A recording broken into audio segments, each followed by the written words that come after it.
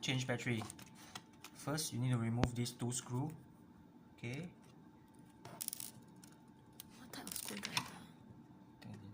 Okay, once removed, okay, you look like this. So how do you take out the battery?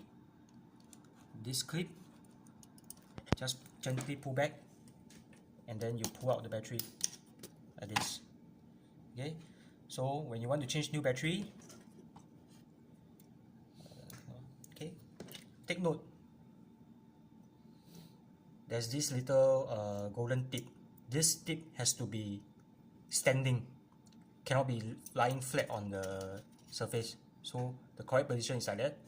Okay, so new battery, same, this clip pull back.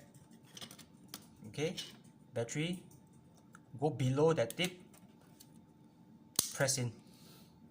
Okay, turn, done. Okay.